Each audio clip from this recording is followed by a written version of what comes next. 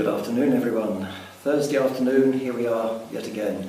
And I'm very conscious that tomorrow is the end of the school year, that our schools will be breaking up once and for all. I know it's been a very difficult time for the teachers, for the parents, and everybody trying to cope with all the challenges of these last few months. But I want to say a huge thank you to everybody for the tremendous effort that's gone in, and a special thank you obviously to our head teachers, Mrs. Bostock at Bishop Eton, and Mr. White, and of course Mrs. Wilson, who's had to be there while Mr. White's also been looking after St. Ambrose, and to all the staff, and to all the children. And I realise too it's been difficult, especially for those of you who are leaving school at this time. So I want to wish you well. Usually we have a celebration before you go, and I'm able to have a little chat with you. But I always say, listen, as you move on to your new schools, don't forget us. And please God, we'll continue to stay in touch. And please God, we'll continue to see you at church. And that leads me just to remind you that the churches are beginning to open up a little bit. And I'll mention that again in a few minutes, that next week in both St. Mary's and in Bishop Eton, we will be having masses. However, in the school community, I'm also very aware that in the wider school community in this area, it's been a very painful couple of weeks as well. We had the very, very sad news of the death of the headmistress of Christ the King School, Kate. And so Kate Griffin, we pray for her. I did offer Mass for the repose of her soul when I heard the news last Sunday, and we extend to her husband and to the family our condolences. And I know how close our other teachers were with her, and indeed the deputy head is one of our key men, David Delaney, down at St. Mary's, and I know that he's been doing a terrific job trying to help the school during these last few days cope with this rather unexpected and terribly sad news. And likewise, just down the road at Our Lady of Good Help, we also know the headmistress there, Sarah Peacock, is struggling with serious illness. And I just want to say how welcome I felt in both those schools as well as in our own schools, and how I recognise the pain that everybody is experiencing at the moment. So we'll continue to pray for one another, and let's hope that this summer period now, that things will remain reasonably calm for us, so that we can recoup and prepare for the autumn, which still isn't going to be easy, I know, but we'll keep trying. We'll try and support one another and care for one another in the best possible way. So as we approach this weekend, I just want to remind you that we're not actually having any public masses in our two churches over the weekend, but I will celebrate Mass again on Saturday afternoon, and I will include all the intentions of the parishioners and of all those whom we're thinking about at this time.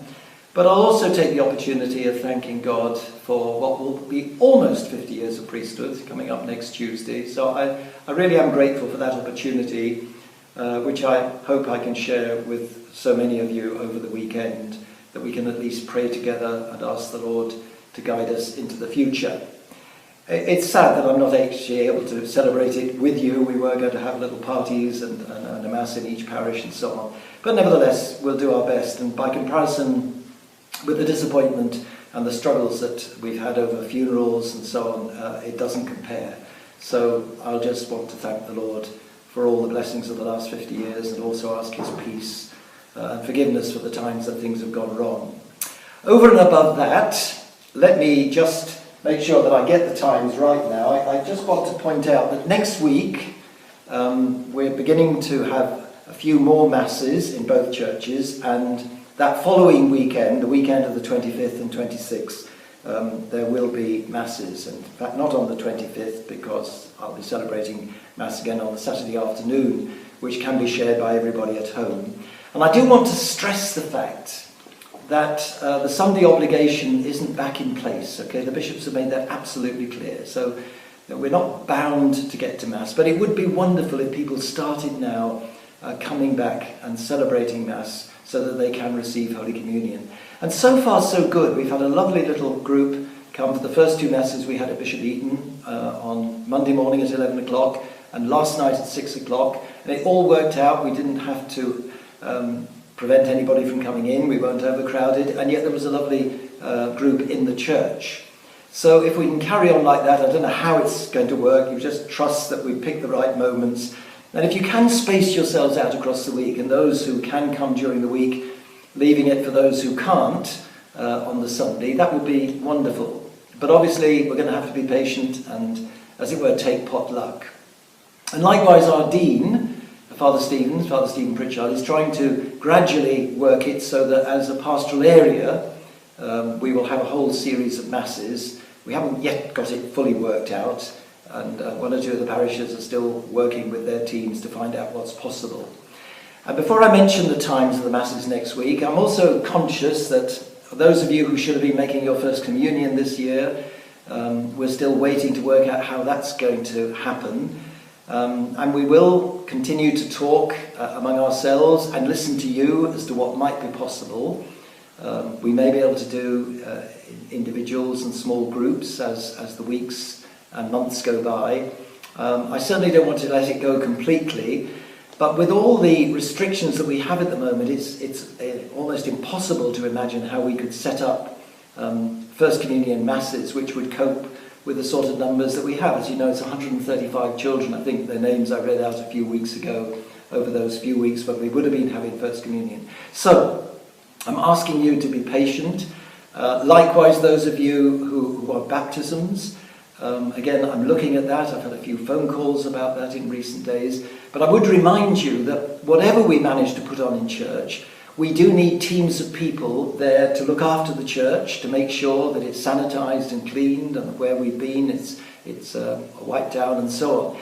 So we could do really with a few more volunteers to make these things possible. It's not simply a case of saying, well, now can Father Tim do it now? I have to then make sure with the secretaries and so on that it's all going to be possible. Hopefully our two administrators are soon going to be back on site. I'm hoping that Hayley's going to be able to come back on Monday, and then we can begin to have a look at the backlog and so on. Anne can't actually get back into the office full-time at the moment at St Mary's because we have problems there with the windows and so on, and we're trying to get those sorted out.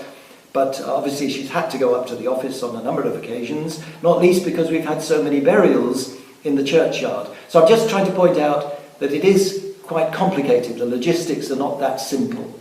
Nevertheless, we will have a good number of masses next week. So I'm going to put the notice on the door of the churches. But just to let you know, and you'll find these on the website, there will be Mass at Bishop Eton tomorrow evening at 6 o'clock. So that's Friday, the 17th of June. And then the following week, we're having Mass on Monday at 11 o'clock, as we did this week. Again on Wednesday and Friday at 6 o'clock in the evening. And then on Sunday, we'll have our first Sunday Masses, so that'll be on the 26th of June, in Bishop Eton at 9:30 and at 6 o'clock in the evening. And then down at St Mary's, we'll have our first Mass in the church on Thursday evening at 7 o'clock next week.